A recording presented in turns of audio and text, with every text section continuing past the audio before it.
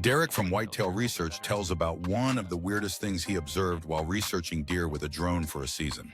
What did you observe that was weird about deer in general or bucks that you just don't understand or piques your interest and you don't have a solution or a hypothesis yet, but it's just odd and you're like, I don't know what that is, but there's something to it? Probably the weirdest one was, it was peak rut, and I was tracking this mainframe 8, and I believe he was 5 years old, but he was a really dominant deer, big body, had scars up and down his back, which made him look even cooler. And in my brain, as I'd been tracking him for months, he's just this fighter bull of a buck that's just, nobody messes with him, this bully deer. And it was peak rut time frame, which last year, I think it was around November 7th, was the particular day that I was recording him.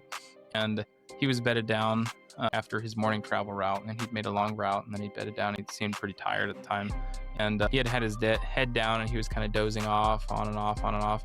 And a younger deer, maybe a year and a half, 2.5 years old, had came in and got him on his feet. He actually, I don't know if you guys have ever seen that, where a deer will walk up to another one that's bedded and try to get them on their feet and kind of play fight or just kind of nudge them with their head, etc.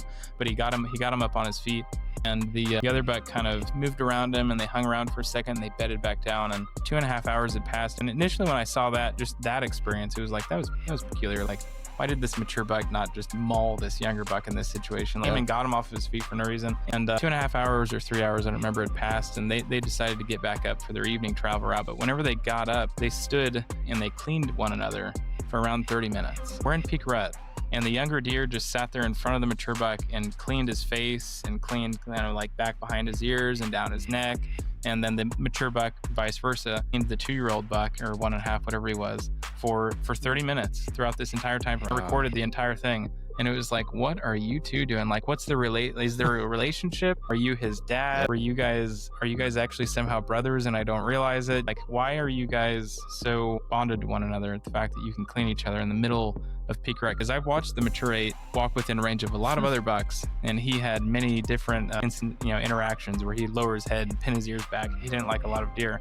But then this particular deer, it was almost like he was family. I thought that was pretty interesting, but I still don't have an answer as to why that happened. And I've seen him walk through groups of younger bucks and pin it, just absolutely seem like he's gonna run them over if they don't move out of his way. And then this deer walks in and they're just like best friends. It's like, okay, that's interesting.